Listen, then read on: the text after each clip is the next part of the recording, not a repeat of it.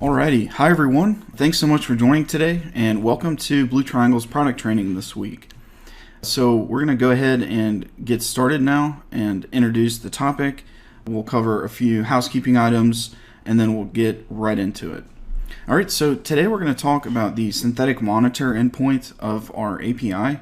And in short, this endpoint allows you to create synthetic monitors and run instant measurements. You'll see a part 8 there in the title, but don't worry, we're going to start today with a quick recap on the basics, like how to connect to the API, how to find your API key, and what basic requests to our API looks like. Then we'll dive into the actual synthetic monitor endpoint and walk through some examples.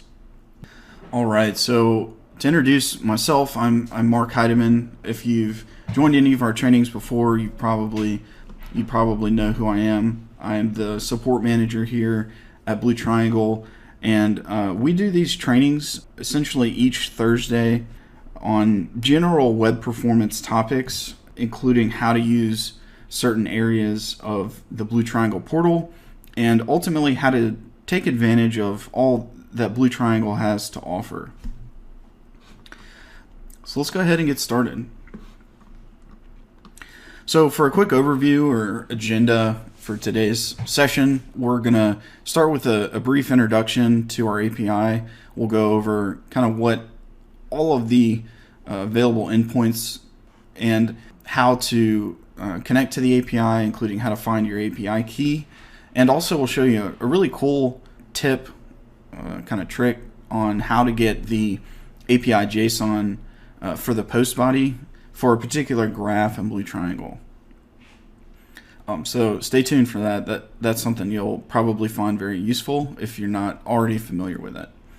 And then of course we're going to be getting into the synthetic monitor endpoint itself. We'll go over how to kick off a basic synthetic monitor. We'll go through an example on how to run an instant test, and then we'll go through a few more involved or advanced examples.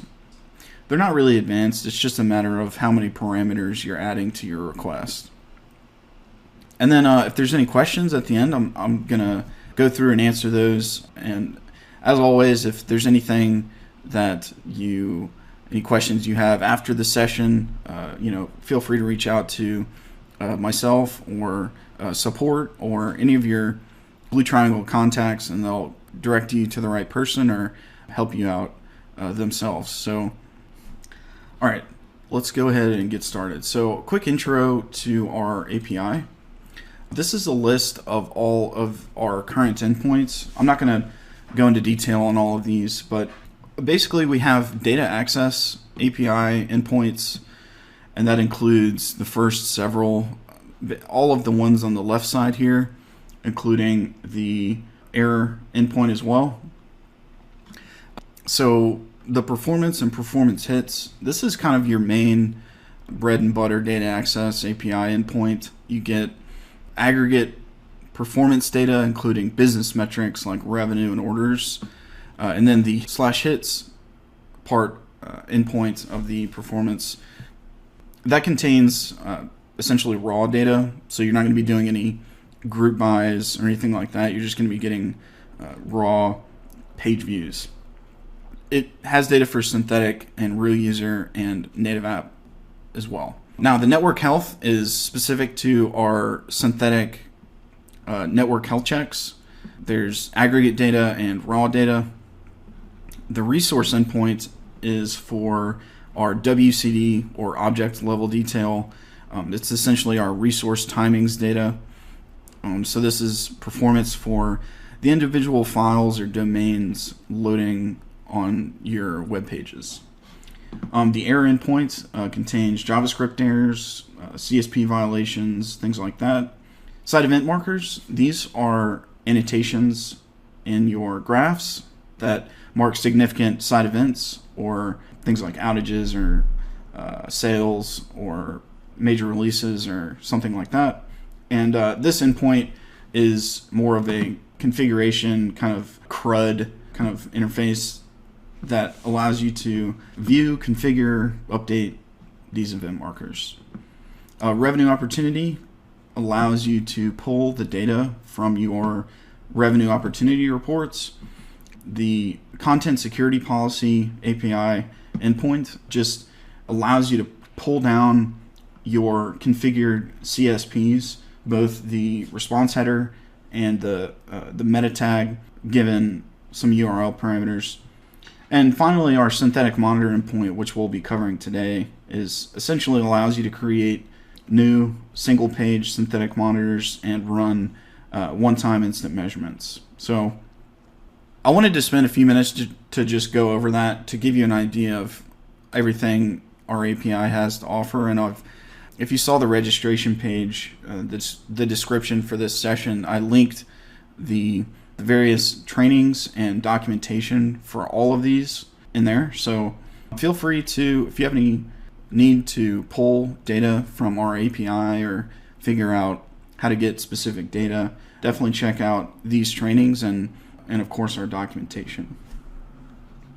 All right, so the next couple things I should be able to breeze through pretty quick. How do you actually see our documentation? Well, it's at help.bluetriangle.com. Otherwise, if you're inside the Blue Triangle portal, there's the question mark icon. You can click the Help Center option there and just go into the documentation section. There's a big button here on the homepage for documentation. And inside of that, you'll see a subsection for API documentation. The next thing is how to connect to the API. So this is a REST API, so you can connect to it in any way you like. You can use curl, some sort of programming language like Python or something like that. You can also use Postman, which is I think it's a pretty common API testing tool. So that's what I like to use, and many of us here at Blue Triangle use that. So as far as how to connect to the API, there's two main headers you're going to need to set: XAPI email and XAPI key. As you can see down here, so those just the value for those are your email address and your API key. One thing to note, and some people may run into this, is you'll want to make sure that your email matches case. So these values are actually case sensitive, which shouldn't be a problem in most cases, especially since emails are case insensitive by nature. But just, I think maybe as an additional check, we look out for the case of these values as well. Anyways, that's just an important thing to note because some people get caught up on it. You know, they're using their right email address, but it's not working, and it's like, whoops, we input our email as capital letters for maybe it's your first and last name, capitalized. So just match that, or you're welcome to go in and update your email in your profile and lowercase that, so it's not an issue here. But anyways, requests to our API are either a GET or a POST. POST is going to be probably most common for the data access endpoints, but it's also going to be used for the synthetic monitor API. So actually, how to find your API key. You'll need to have a login to Blue Triangle to access the API, and once you have that and you log in, just go up into the top right corner, click your profile, click to view your profile, and one of the fields here in this little table is your API key, and that's automatically generated for you once you log in to the portal. Kind of an example request here in Postman, and you're welcome to follow along if you'd like as we go along today.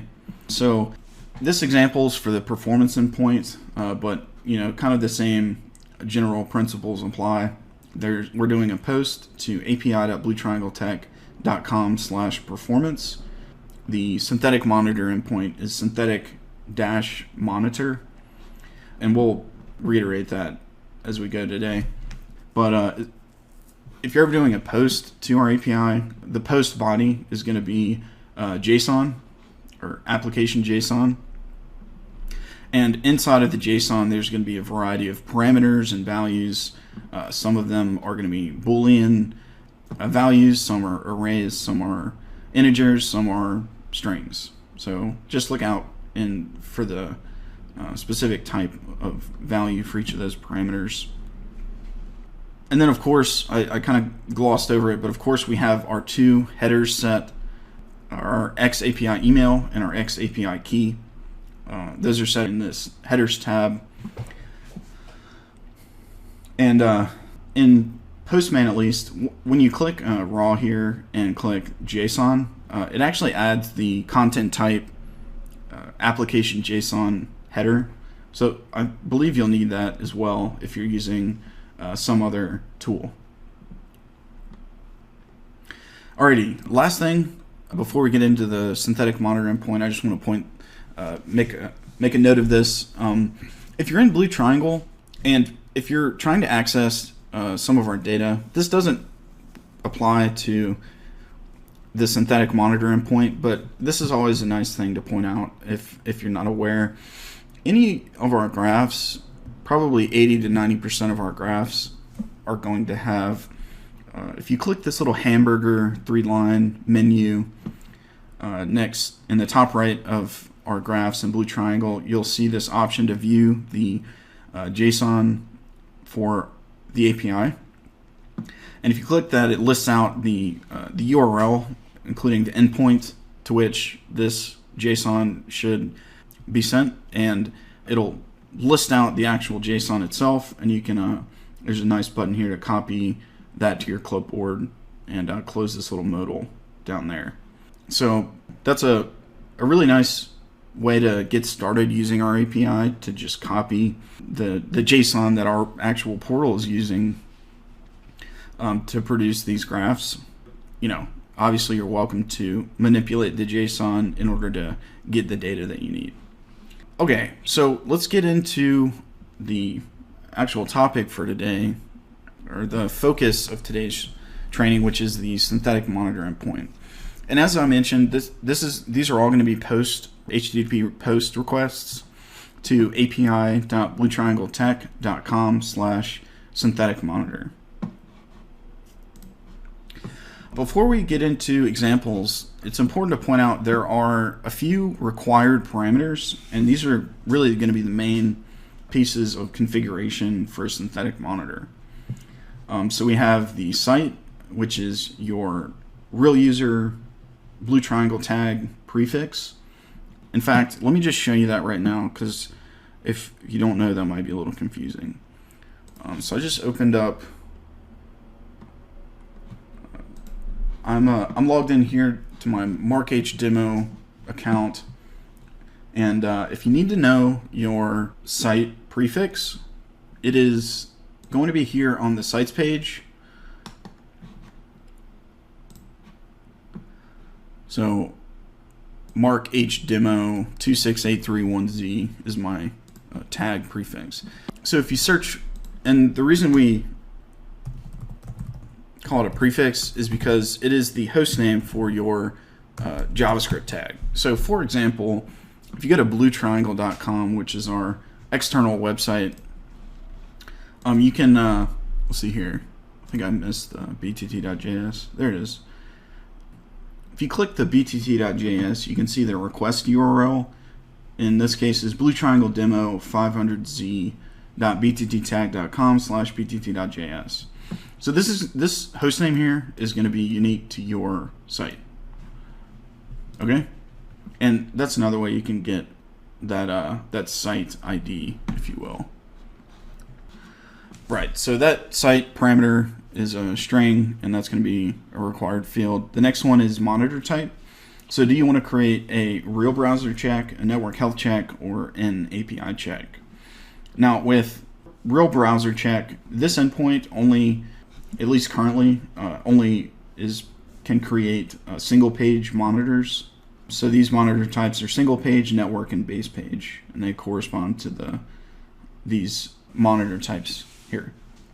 The URL or host, in the event you're creating a network health check monitor, of course, what website do you want to measure? What host do you want to monitor. And please be aware that you don't actually need to include the https:// in the beginning. This is actually automatically applied kind of behind the scenes. So just be aware of that. Agent locations are the actual server locations running these tests. There are a bunch of codes here, and you'll need to just go to this lookup table and figure out what the codes are for the locations you'd like to run this from. And the last thing is the monitor name. Pretty straightforward, just give the monitor a name. Alrighty, in addition to those required parameters, there are a boatload of optional parameters.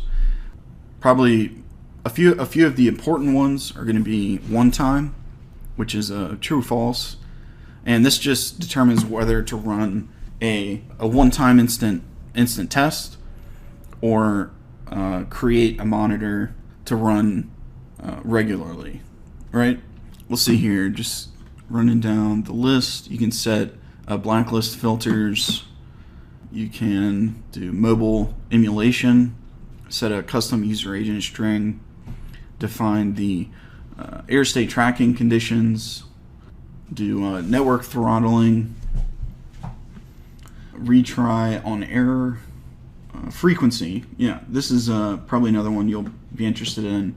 By default, it's every 15 minutes. We'll run one of these from all of your defined locations, but you can configure that to any of the options listed here. And there's also down here a kickoff time and an end time. And if you don't define those, it'll kick off immediately and run indefinitely.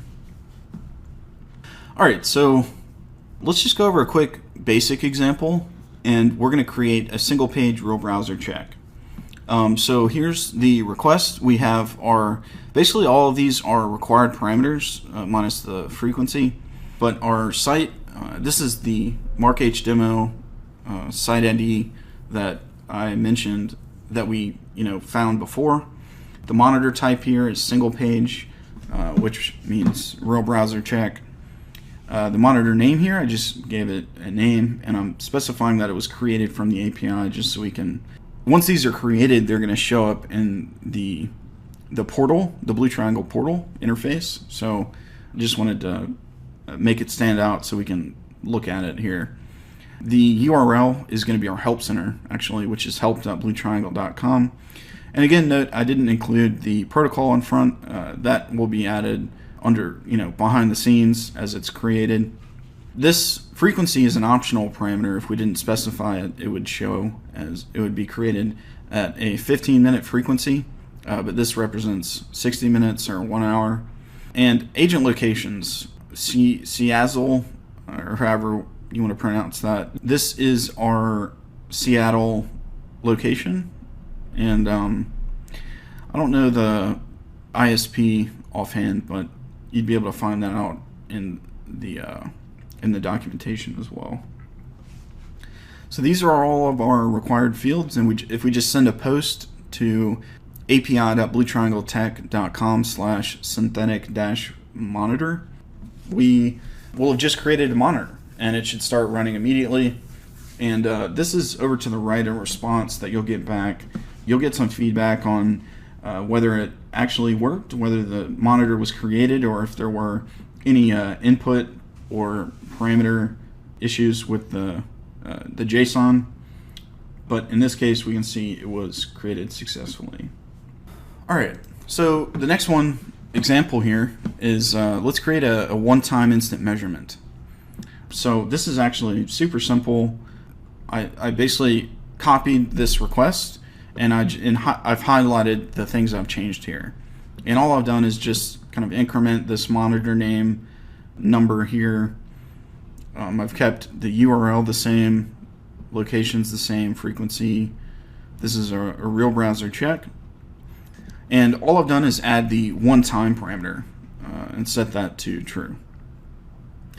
That one-time parameter. It was the first one in the list of optional parameters, and you can see that right in the documentation. With the instant measurement, when you create one of those via the API, your response looks a little bit differently. You're going to get some feedback on the success or failure of the request, and if it's successful, you'll actually get a link to the test results for that instant measurement. So here, if we copy this, we'll see here. I think I can go to the instant measurement log.